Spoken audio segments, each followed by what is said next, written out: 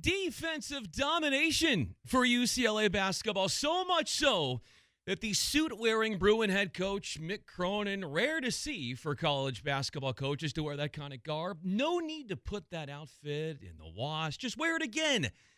He didn't sweat one bit, considering how well the defense played in a rout. UCLA at home winning 88-43 against Southern Utah. Welcome into Postgame Bruin Talk Basketball Edition. I'm Bryan Fenley. You can follow me on X at Bryan Fenley. You can also call into the show, 866-987-2570, as we review UCLA basketball's demonstrative win against the Thunderbirds from Pauley Pavilion. We'll get into that. We'll get into your phone calls. Lots of commentary included as well. But you know it's a good day, and it's a good game for UCLA when you've got your walk-on Jack Seidler scoring late, and you've got the bench reacting oh so joyously. And then Lazar Stefanovic, I didn't know he had that leaping ability in him. He throws down a dunk, and the bench goes crazy as well. So many great things to take away from this contest. But the one thing is certain as we start this off, the messages that Mick Cronin has are getting across on defense. Remember what Mick Cronin said after the Bruins' loss to New Mexico earlier in this month. He said at that point, defensively, this team has a long way to go. Did that defense look like it has a long way to go for you tonight when watching or listening to this game on AM 570 LA Sports? No, this was the best defensive performance of the season. It wasn't even close. Mick Cronin throwing out the deflections number, 62 deflections that his team had, 30 turnovers, including 3 turns in less than 2 minutes into the game. And you just felt like from the very beginning that this was UCLA's game. I know they've had some earlier blowout wins, but even in some of those earlier blowout wins, if you look at the victories against Boston or Cal State Fullerton, it was still rather close the first 5-10 minutes or so. It was never close. Even when UCLA went through an offensive lull in the first half, this game was never close, which gets me back to something that I've been thinking about as far as how Mick Cronin is evaluating this team and how he's sort of parsing together this season and looking to get the best out of his team when the best is going to be needed as we get into conference play, which is coming up, and then hopefully a long run into the NCAA tournament. But I think about this batch of mid-major matchups for UCLA right now, and I consider it, and I'm living in the headspace of Mick Cronin, and I think to myself, well, this for him has to be like an enlarged practice, as if he's using these games to ingrain those defensive principles. Because one of the things that he's been notorious of saying, and he is all about this, and rightly so, is that it's going to be when the shots aren't falling, is his team still going to be able to win games? And I think we saw that in some respects today, where this is a team that is still looking for its preeminent leader. Now, I feel like there's going to be a lot of go-to guys.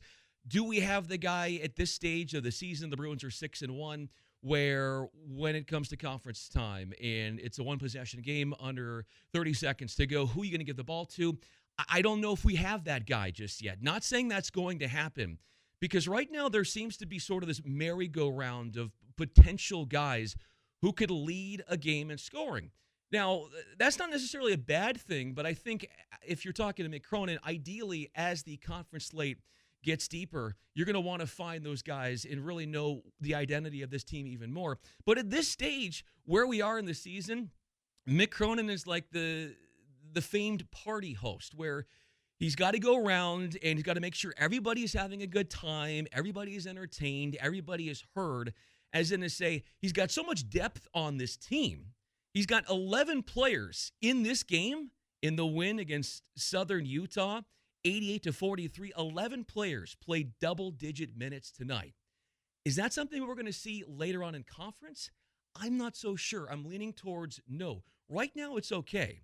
There was only one Bruin who had more than one turnover in this game, and that was Adai Mara. He had 3. But you can see that we are still in this early going stage of roles within the team. They are evolving. As mentioned, we don't really have that clear-cut leader. I feel like we're going to have a plural leaders for the season that is for UCLA as it continues to go on. Big nights in this particular game for Dylan Andrews, Lazar Stefanovic, Adai Mara, Eric Daly Jr. For Dylan Andrews, is coming off the groin injury, and one of the things coming off of last year was he was the guy was relied on so heavily, and now some of that pressure of him having to perform and having to lead has been taken off this year because of the added depth that Mick Cronin has brought in thanks to the transfer portal. But Dylan Andrews, for him, this was a very consistent game, and I think he would be the first to acknowledge to you that inconsistency at times gets in the way of his best version of himself out on the court. Also, think about Lazar Stefanovic. His playing time has dipped as well comparatively to last year. Kobe Johnson has come in. There's a lot more guard play. But Lazar Stefanovic had the best game of the season for him. 19 points, 8 of 10 from the field, 5 rebounds. He went 3 for 3 from three-point range. The points are one thing, but what I'm seeing that is pervasive among these guys that are having big performances tonight is that they're not only scoring, which is obviously very important, but the unselfish stats are also coming into the picture. 5 rebounds for Stefanovic. Adai Mara, 6 points, 8 rebounds, 3 assists. Mick Cronin has talked about rebounding. That is a humongous focal point, and they've got to get their act together on the boards, particularly on the offensive side, where they dominated the offensive glass in this game, this win against Southern Utah. Eric Daly Jr., 15 points, 6 of 8 shooting. You know, when you're looking for a reliable, dependable player, he seems to be right at the top right now. While these roles are still being solidified, who's doing what, where are you using certain guys, Eric Daly is showing that consistency that is very exciting. And then Dylan Andrews has mentioned 11 points to 3 assists. So he's dishing the rock, 9 of his 11 points coming in the second half. So you're getting top scores, but what Mick Cronin's going to love in a blowout win like this is the unselfishness that the top scorers are throwing in there. To the tune of which Mick Cronin, just moments ago during the postgame press conference, was asked about the 45-point win, and he said, quote, "I just gave a lecture on finances and education to my players. We didn't even talk about the game," close quote. Mick Cronin has a propensity to be so hard on himself, and he's a perfectionist, rightly so. He expects the best not only out of his players, but he's even harder on himself. He's talked about that in interviews, in conversations with the media before. And even before this game, which is an obvious blowout victory, the 88-43 W against Southern Utah tonight at Pauley Pavilion. And you're listening to Postgame Bruin Talk. I'm Bryan Fenley. You can follow me on X at Bryan Fenley. Also taking your phone calls later on, 866-987-2570. But even in some of the earlier lopsided wins for the Bruins, Mick Cronin is still finding things to nitpick about when the team wins by double digits, when they win by 30 points. The aesthetics towards these wins have meant a lot to him.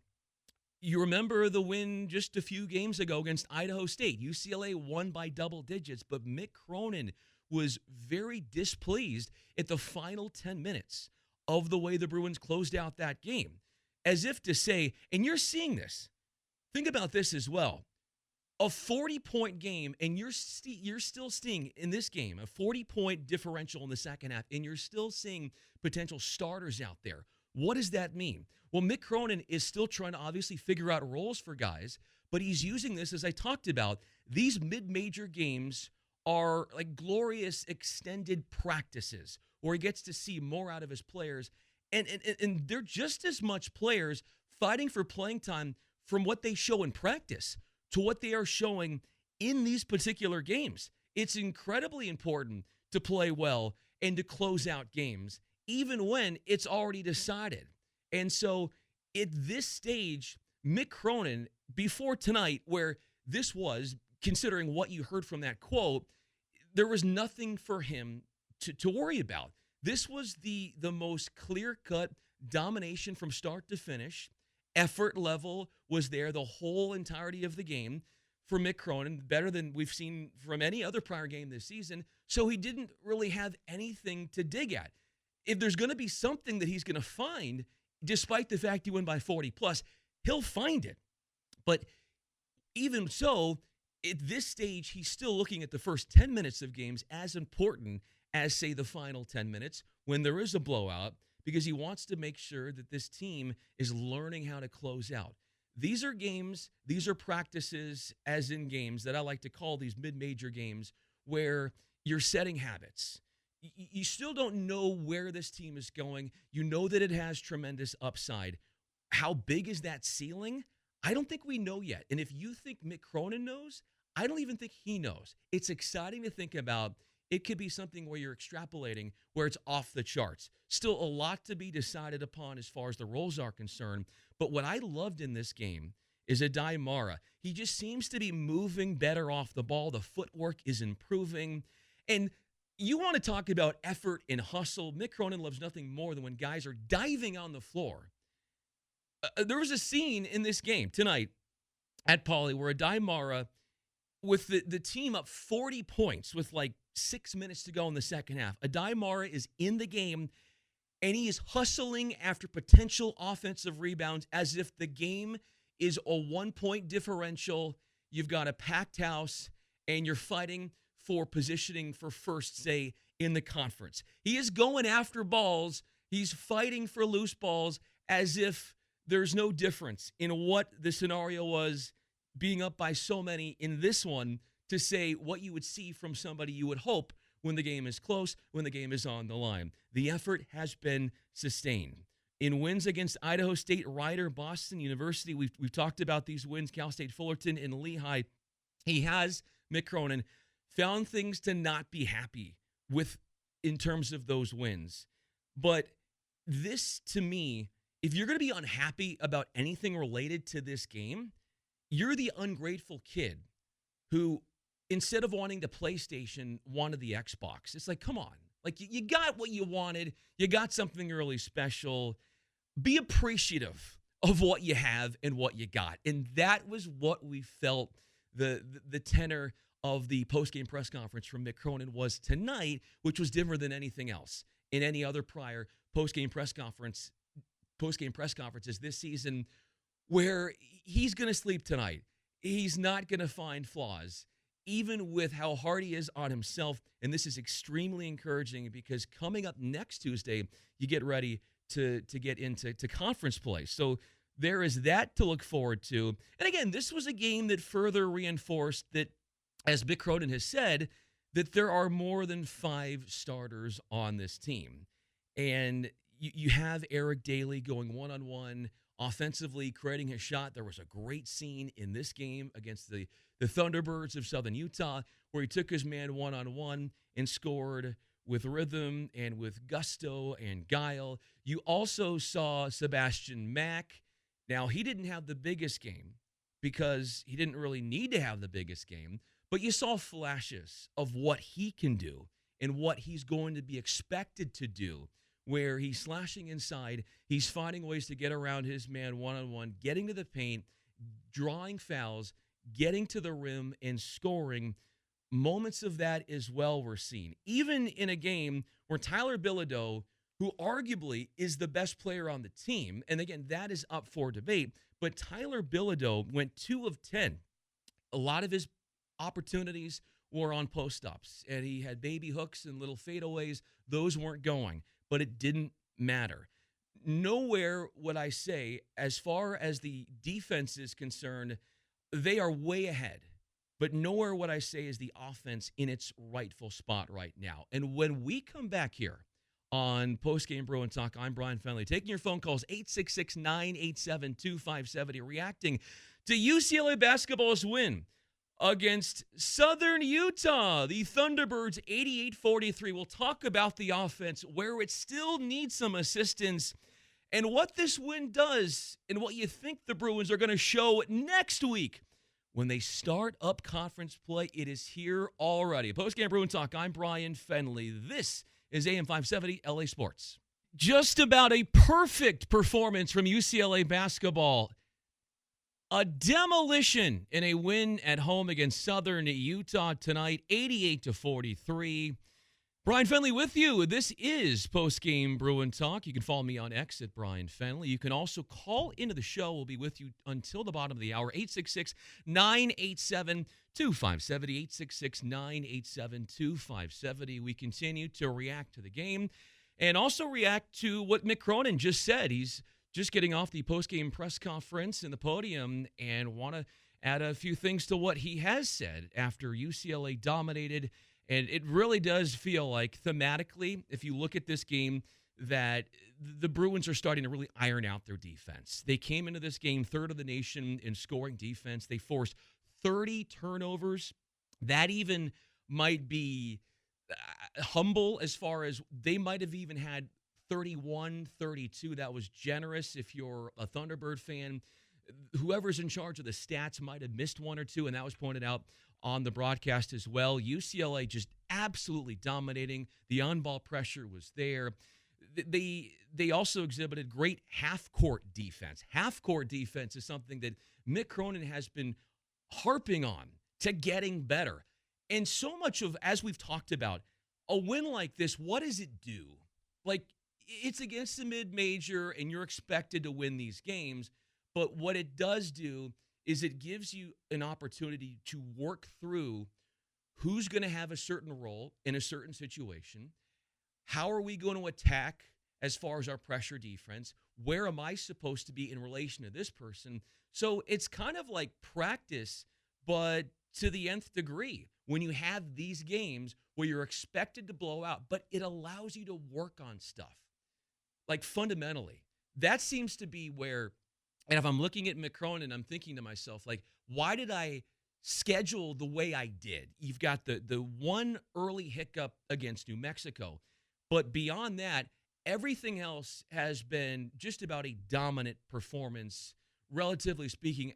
Now, Mick Cronin is not going to necessarily say that because he's going to look at things in those in particular games, whether it's Idaho State or Cal State Fullerton, where wins against them, but he wasn't exactly happy with everything. But this was the very first game all season, the win against the Thunderbirds of Southern Utah, where Mick Cronin can be as hard as he wants to be on himself, but he took my advice, and he wasn't asking for my advice, but my advice to him would be after this game, enjoy this one, because I know you are a perfectionist and you expect the best, but the work that you're putting in behind the scenes defensively, it is getting across. That message is getting across. The Bruins are 6-1 on the season now, and I will say that the loss to New Mexico might have actually been the best thing to happen to them.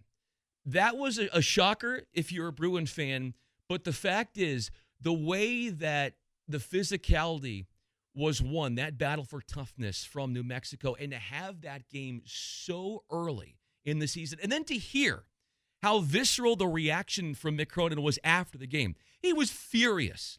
He said he didn't sleep for 2 days. He couldn't believe it. He says, if you don't want to be a part of this team because of a level of toughness that we expect, then he even, seemingly in a joking way, he said, we'll get guys from the football team to get on the roster. Essentially calling out his guys and saying, look, we can't have what happened against New Mexico in that neutral court game in Las Vegas happen to us again, where the Bruins, they didn't do great on the glass, and the toughness and physicality that worked against them. Since then, they've been a new team, and they have shown nothing as in the habits of what they did show against New Mexico. Harold is in North Hollywood. Love that he is calling here on Postgame Bruin Talk. I'm Bryan Fenley. Harold, thanks so much for calling in, my friend. Well, look, Bruin basketball helped me forget Bruin football. Oh, was that disgusting last Saturday against SC? It's so hard. It's horrible. And one thing about, where's the discipline that Foster keeps talking about? There was very little this year, Brian. But let's get off the football crap. Let's talk something happier. Yeah, I mean, the basketball team and what they're doing, because you could argue, Harold, that as much as this season that has been for UCLA football has been, and I know that Deshaun Foster would say this, a disappointment, defensively is the calling card of that team, and you could say the same thing, Harold, for UCLA basketball. Yes. What do you think about what do you think about that defensive effort tonight? Oh, it's great. Well, no, it was tremendous. I'm a big I've been a big Cronin fan for a long. Even though everybody says he teaches. You gotta come into his program and not expect to be the big scorer. You got to come in and play really intense defense, and if you can buy into it, I think they can be successful. They have enough depth, which they haven't had in the past. So when these guys who are playing hard defense get a little worn out, then they bring in off the bench. That's what he's doing. But you got to want to come here and play his style of basketball.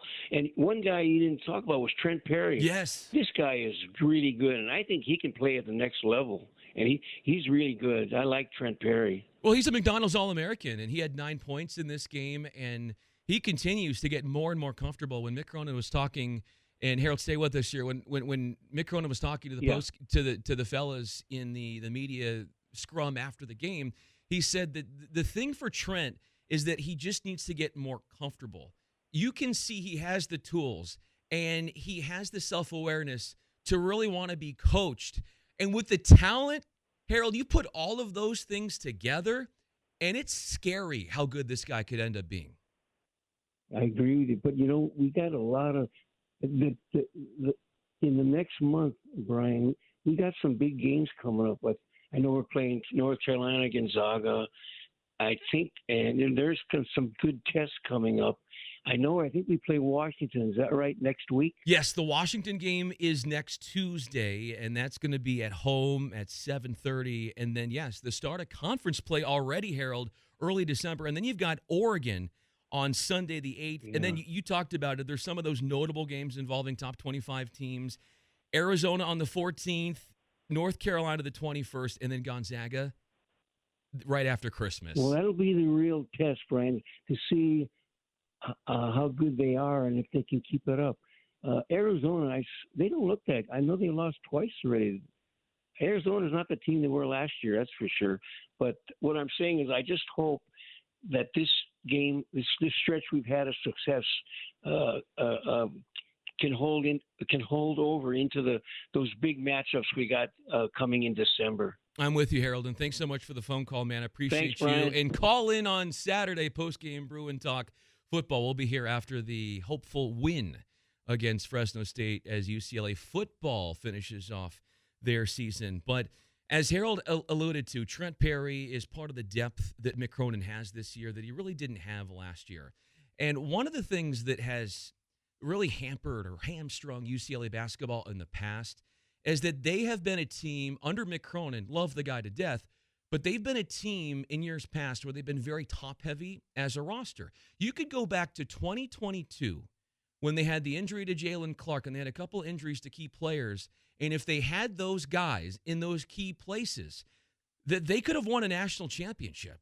Let's not forget what they did in 2021, getting to the Final Four, but you never have to worry anymore with the depth. Not saying everybody knows their role yet on this team with the abundance of transfers, but what a calming reality in that this team is not beholden to say if one guy, God forbid, gets injured, that there are ample number of players who can fill that void at a high level. And I think too many times in years past where, and this is not just the blame on Mick Cronin, but I'm just saying the way that the roster was structured, you have now an opportunity to where you don't have to worry about, dealing with the rigors of a long season and the travel and the physicality and the tough practices where you're going to get banged up a little bit, but there's going to be somebody right there who can come in and give you a spark, and there's not going to be a whole lot of drop-off. I think that is what is different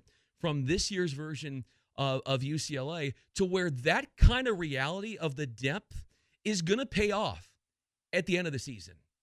Because it's the injuries that have been a bugaboo for this team where you think to yourself, wow, if only they had a healthy Johnny Juzang at a certain point or in years past, or if Jalen Clark was feeling right at this time, we would have gone on to do this. With the depth, you can say goodbye to the would-haves, the should-haves, and the could-haves because the reality is this team has what it takes to overcome some of those, you hate to say looming setbacks, but what is to be expected where guys are going to get banged up considering the season and what it is and the physicality and the tenacity from practices and games that Mick Cronin really expects. Now, UCLA rose 4 spots to number 19 in the Ken Palm, that after the defensive domination against Southern Utah. That was a stat that was pointed out by Ben Bolch of the LA Times here moments ago on Twitter. And the defense is now ranked 4th in the nation after tonight's win. And the offense is actually up to number 44. To Harold's point, and you're listening to Postgame Bruin Talk, I'm Bryan Fenley. You can follow me on X at Bryan Fenley. We'll take you to the bottom of the hour, reveling in a Bruin basketball dominant triumph, 88-43 against Southern Utah. But you just, as Harold said, our caller moments ago, is this something that can hold up?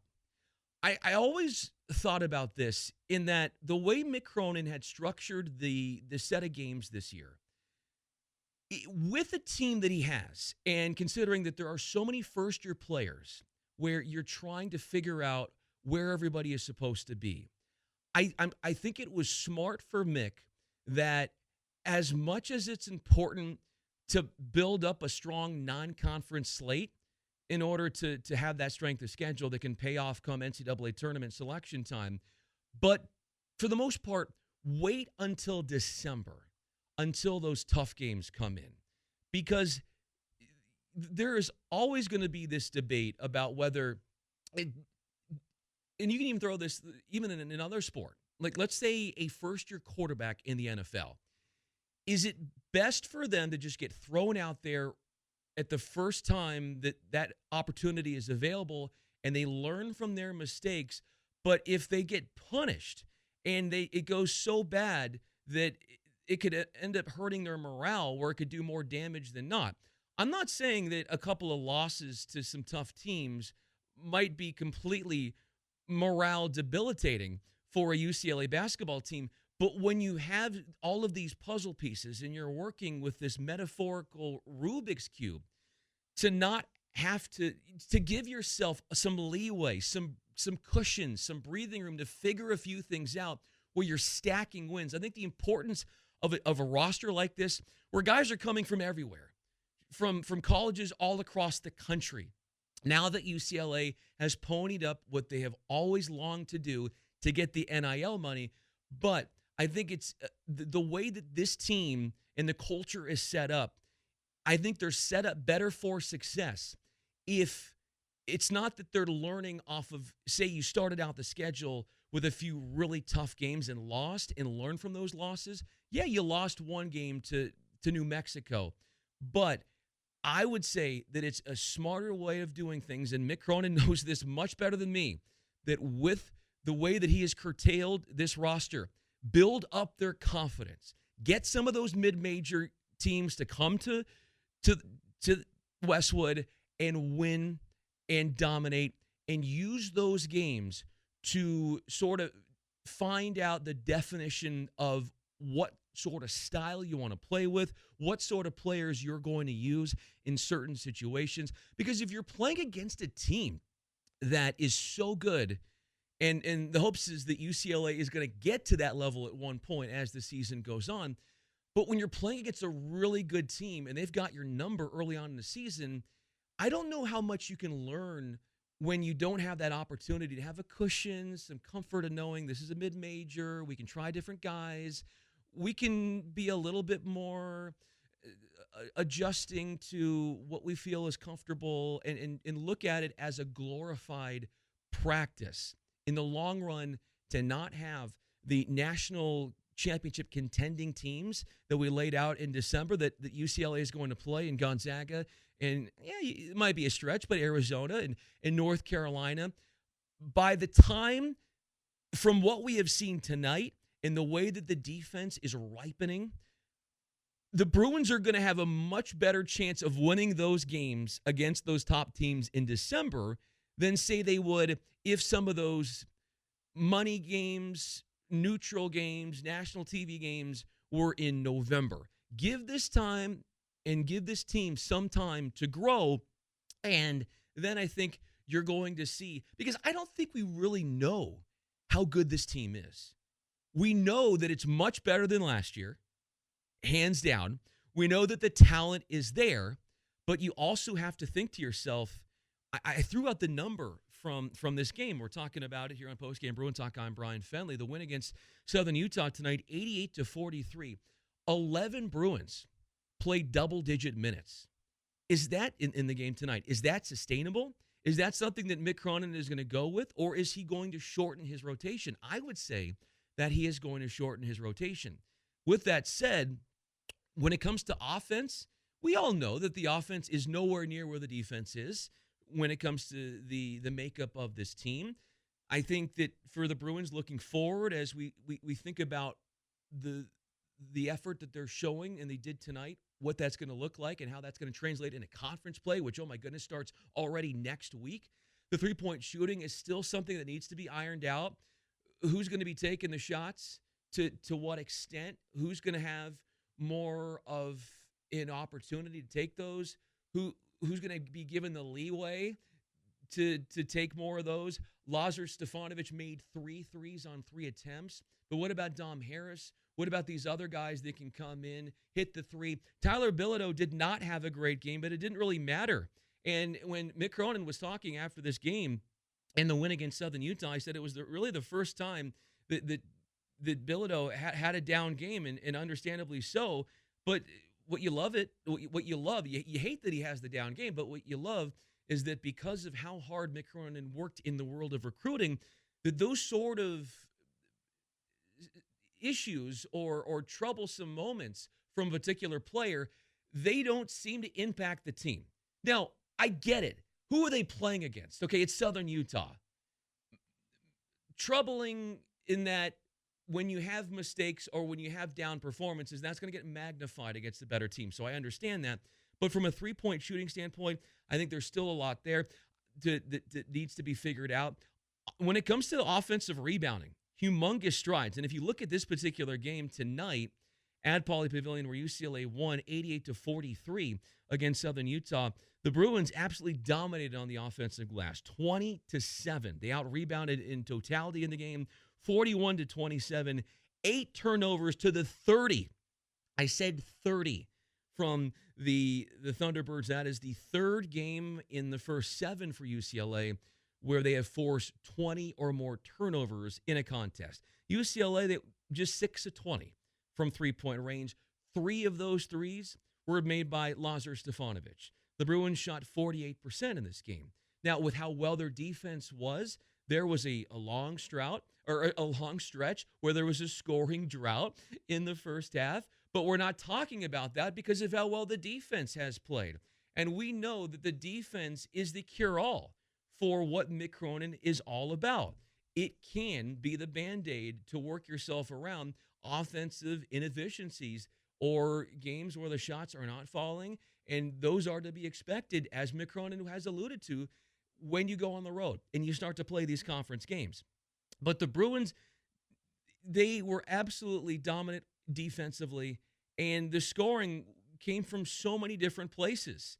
From Kobe Johnson, who was one of the 5 to start, he only played 21 minutes, 4 points, but 6 rebounds to 4 assists. What I love about this team, I know it's early, is that you're influencing the game, even if you're not getting yours, so to speak, or getting mine, as you would say, like if you're on the AAU level and guys are just trying to get buckets, they're trying to stat stuff and think about themselves and score points.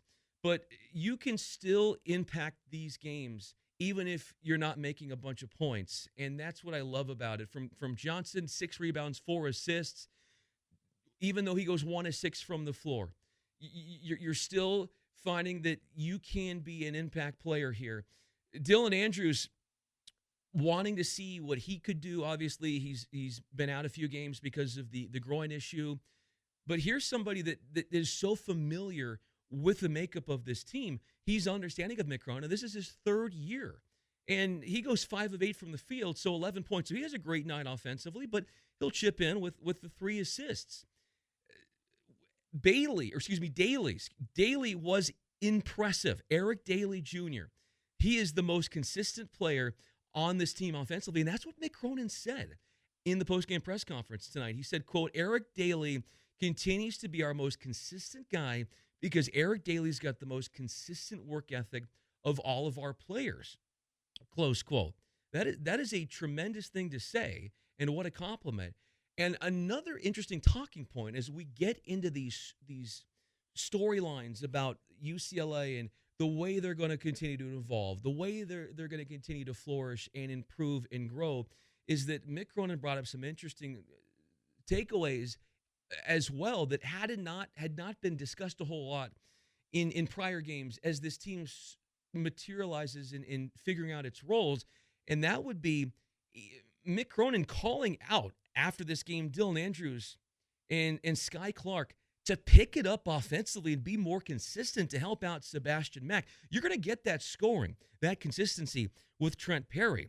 But if you can get consistent scoring from Dylan Andrews and Sky Clark, the amount of guard play that you can rely on scoring-wise, and then if you can get Lazar Stefanovic to come in, and I know that defense isn't his calling card, and that's not a shocker to anybody. Anybody can point that out. Even Lazar would be the first to tell you that. But when he does get in, can he be that threat to shoot the three? Can he be consistent? Because you have so many guys that can score, how are they all going to be happy? And how are they all going to make the most out of their opportunities on the court? And what is it that they're going to show that is going to start to win over the coaches to get more minutes? These are all constant conversations, I guarantee you, that are happening behind closed doors with Mick Cronin and this team. But what I can tell you is this was the most exemplary performance tonight defensively that we have seen all season long. And it is a far cry in that it is so different, a stark contrast to what Mick Cronin saw in the team's only loss, which was on the road. Well, it was a neutral site game in Las Vegas against New Mexico, where he said at that point, defensively, the team has a long way to go. To think that that was in the same month, it's almost mind-boggling to me the amount of progress. Now, you're going to say to me, okay, Brian, but New Mexico is much better of a team than, say, Southern Utah. But if you look at who Southern Utah has played recently, they've been in games against really good teams. So I'm going to shoo away the shade that you're going to throw on me to say it's hard to really get a lot of information, credible information from UCLA, considering the level of their opponent tonight and considering that UCLA dominated in this game. I don't think the reasoning beyond the wins, obviously winning is the most important thing, but more than anything, it's how are you using these games when they're blowouts to start to see how the defense is going to play, how the offense is going to run its sets. These are, as I've said, these games are setting us up for conference play next week where you're going to start to see things become more habitual. The hustle points, the offensive rebounding, the toughness and the physicality.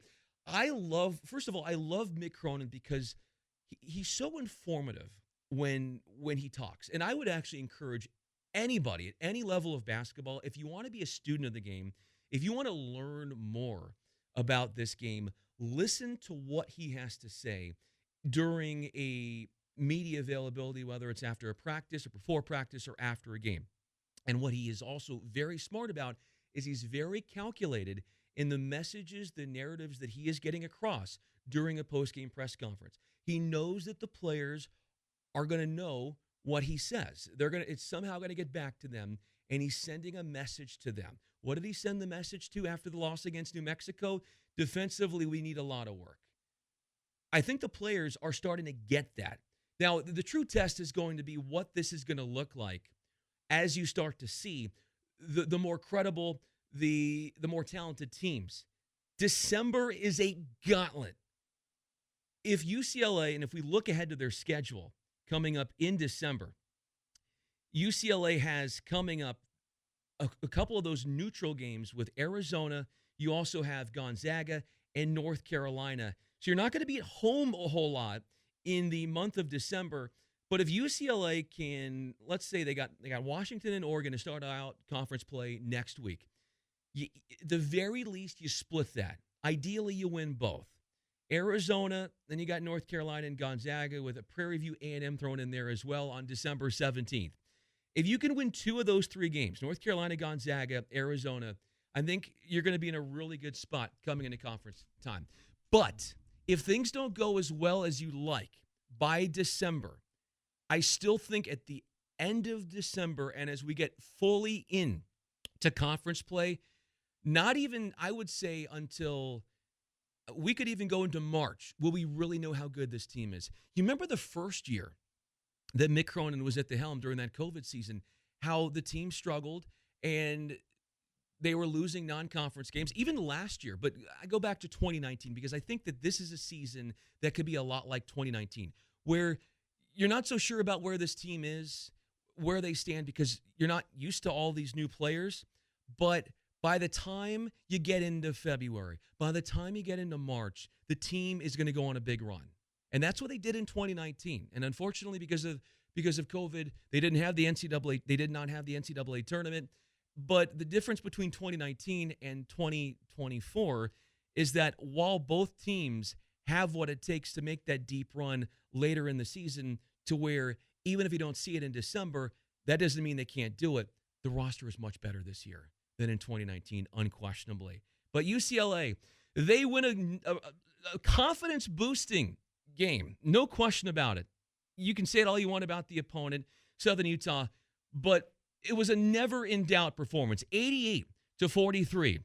The Bruins 6-1 on the season, and they will be back at home to kick off conference play next Tuesday. For our great producer, Katie Newton, has been working so well. We appreciate all that she does. I am Bryan Fenley. You can follow me on X at Bryan Fenley. If you missed anything on the postgame show tonight, you can follow me on X, and I will be posting out the whole show for your enjoyment.